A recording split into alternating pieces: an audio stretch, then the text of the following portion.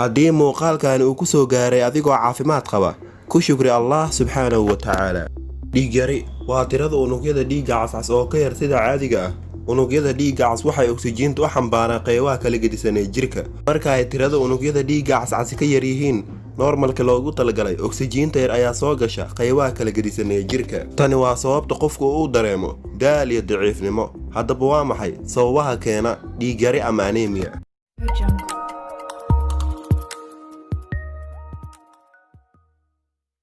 Sababaha keena dhiig yari ama anemia waa sababo aad u fara badan, balse kuwani waa qaar ka mid ah sababo gaar ah oo keeni kara dhiig yari ama anemia.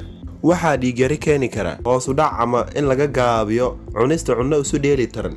Sidoo kale isticmaal yarida cunnooyinka ay ku jiraan maadooyinka feerada ama birta. Dhiig yari ama anemia waxaa kaloo keeni kara dhaawacyo soo gaara qaybaha kala gedisan ee jirka, taasoo inta badan sababta dhiig yari ama anemia.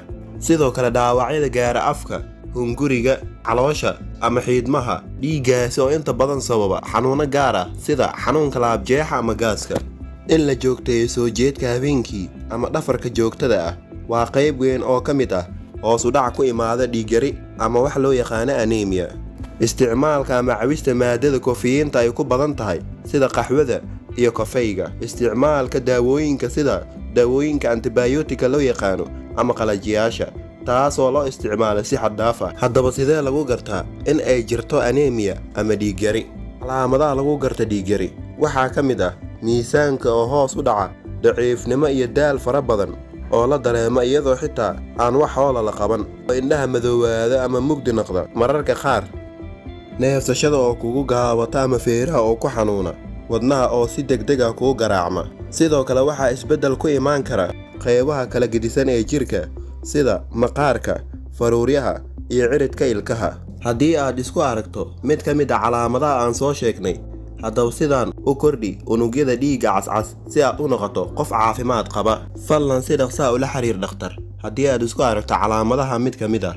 Sidoo kale cun cunnooyin caafimaad leh oo ay ka mid yihiin furuutada, khudradda, waxyaabaha caanaha laga sameeyey, hilibka iyo kalluunka. Sare u qaadida unugyada dhiigga cas waxaa si weyn kaaga caawin kara inaad joogtaysto cunista cunnooyinka ay ku badan tahay maadada birta ama feerada sida khudradda caleenta leh, hilibka gaduudan, lowska iyo digirta.